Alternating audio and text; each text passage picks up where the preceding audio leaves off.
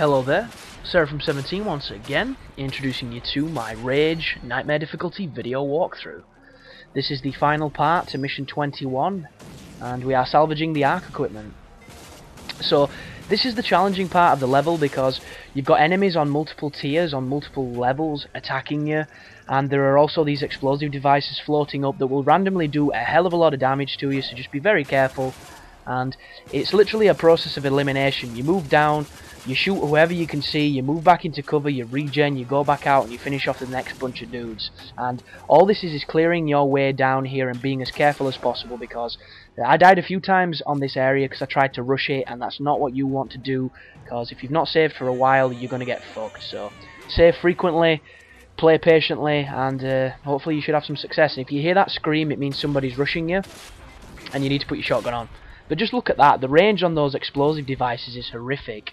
Doesn't even make sense, but there you have it. A contrived mechanic that eventually screws you on the hardest difficulty. Just what I like to see in Games Design 101. But I'm going to look through some video games news, because it's something that I used to do that I've not done in a while, and I've not had that much chance to check them recently. So, without further ado, I'll run straight into Xbox360achievements.com, a nice little plug for them, and see what is up on their latest news section. So, we've got the XBLA and Deal of the Week updated for this week, so let's check them out, see if there's anything interesting on there, because I've not bought anything off the marketplace for ages, because, aside from DLC obviously, but there's never really been all that much I've wanted. So what have we got? We've got Dungeon Defenders coming out October 19th for 1200 Microsoft points, and Bejeweled 3 October 19th for 1200 Microsoft points. And the first thing I'm going to say to that is, God, it pisses me off, just like everything else in this world does. 1200 Microsoft points is now the bloody norm for everything. I can remember when shit used to come out for 800, I can remember when shit used to come out for 400. Where are those days? Where are the days where everything drops down to 400 perpetually and never changes, instead of just ripping us all off? And I've no idea what either of those games are. I know what Bejeweled is, but Bejeweled 3 could be out. You could be on fucking jet skis for all I know. But it's not really a good week for this kind of stuff for me personally. So then we've got Deal of the Week, which is Halo Reach, which is awesome for Halo fans. But if you're a Halo fan, you probably already own this shit. So we've got the Defiant map pack, which was 800 Microsoft points. It's now half price, and the Reach Noble map pack, which is half price as well. We've also got half price, well not half price, it's fucking ridiculous price on changing your gamer tag. It was 800 Microsoft points to do it, it's now 560.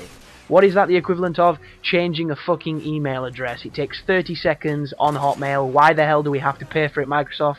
Answer, you greedy bastards. Goodness me. Then we've got the Shocktober savings, which is the 18th to the 30th of October, which is up to 50% off, and it is the Connect Anniversary Celebration, which is up to 50% off as well. No idea what that even means. The Connect is practically a door wedge that sits on your TV. Right, add-ons. Sims 3, don't care. Sims 3, don't care. Ooh! Deus Ex Human Revolution, The Missing Link, 1200 Microsoft points. Jesus Christ, 1200 points, god damn you. But I'm buying it because I'm doing a guide for it, so look forward to that. Batman Arkham City Catwoman bundle for 800 Microsoft points. I'm probably going to get that. I hope I get it. I think there's something to do with Catwoman that you get with the game for pre-ordering it. I hope I get that shit free, because I don't want to pay for it, but I probably will. Then we've got new demos coming to the marketplace, which is Need for Speed The Run, don't care. Dance Central 2, don't care. Kinect, fuck you. Sonic Generations, I've got a friend who is a massive Sonic fan. I myself, Sonic died on the Mega Drive for me. Games on Demand have now got Test Drive Unlimited 2, which makes me so excited I could yawn. Quantum of Solace is a pretty damn funny game. That multiplayer is amazing. Topspin Force, tennis, and I've not played tennis in a while. Bakugan Battle Brawlers, no idea. Little League World Series, no idea. And then we've got the Avatar Marketplace, which can go burn and die in a crack addict ditch, because I don't give a shit. So back to proper news. Let's have a look what we've got here. More news on Need for Speed. I'm not a driver, guys, so sorry. New UFC Undisputed 3 screens, knee you in the gut. 32 new images show lightweights and light heavyweights. So let's have a click on this, because anyone that listens to me will probably know I'm a massive mixed martial arts fan. I follow the UFC religiously. It's the only sport I do other than, you know, pornography, if you can count that as a sport. So let's have a look what we've got when my atrocious internet loads. So we've got Rashad Evans kicking John Jones, which is highly unlikely because that's what's going to happen to him when they fight in the future. We've got Rampage Jackson getting ground and pounded by Chuck Liddell, which is highly unlikely because Chuck never takes people down. And then we have, I think that's Dennis Seaver, but I don't know who he's kicking. And that looks like, who the fuck is that? Is that Pat Barry? Can't tell. It looks like UFC, it looks like the last few games, and I don't know, man. The second game they changed the ground system and I really didn't like it because I got so good at the ground system on the first one. The striking was fantastic because you could do the duck and weave, but they changed too much for my tastes. So we've got New Saints Row, the third trailer. That's looking real fun, that. And then there's Halo anniversary video goes behind the scenes. So if you're a big Halo fan, you now can get footage of 343 and their studio if you want to check that out. But there doesn't seem to be too much more. Battlefield 3's final 5 multiplayer maps detailed. I'll click on that. There's people interested in that shit. Oh, when you get off this little device here as well, you will drop down from a ledge. When you drop down, you will be face to face with a guy, and he's killed me before, and I didn't save, so I had to do this entire bit of the level again. So you want to make sure you save when you land, and be prepared to fight that dude. So, we have... oh wow, here we go. So, the first map is Caspian Border, which just looks like a forest. Those trees look pretty nice. Then we've got the Grand Bazaar, which looks like a very neon blue lensed landscape of some urban environment. It looks like flats with alleyways and some kind of corrugated fence with a building site to the left. Then we have Karg, which looks like some kind of suspension bridge in Dubai over a giant field, which looks real weird. Looks like some type of Medal of Honor, actually. Then there's the N Canals, which if anybody ever played, I think it was Sniper, and there's a section where you have to sneak into a rail yard, get onto a train, and then the train takes off and it's in a rail shooting section. Pretty much looks identical to that. It just looks like a rail yard with a bunch of warehouses. Then there's the Seine crossing, which is probably something in France. No idea. They look interesting though. I hope that game's good.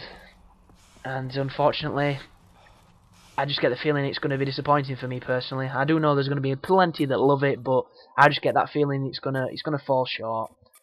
So I'm moving swiftly over now to GamesRadar.com, which is a fantastic site if you've never checked it out for news and reviews. The first story we've got here is Assassin's Creed Revelations developer Q&A locations. And there's a picture on this, and it's Ezio stood on a cliff overlooking a snowy palace that looks like something out of Prince of Persia. It looks really nice, actually. Stunning little picture. Now we've got a pretty funny SimCity Survive with an ACR on it, which is 6 deeply inappropriate but disturbingly plausible first-person shooters reboots to ruin your childhood with. And if you think that's a convoluted yet funny sentence, that's pretty much what Games Radar is. But there doesn't seem like there's all that much more. Everything's on Arkham City, and I don't want to ruin anything because I'm looking forward to it. Bit of Diablo 3, Deus Ex Missing Link once again. So, not too much news, but this is the end of that mission. The next one's going to be with Portman, I believe, where we have to destroy a bridge. It's a nice and short one, so don't worry. And then the one after that is the final mission of the game. So as per usual, guys, thanks for watching. I hope the guide's helping. Every time you leave any kind of feedback, be it comment, be it a subscription or a like, it means a hell of a lot to me, and I appreciate everybody that does it. You're the people that motivate me to keep making more and more content, so you take care now.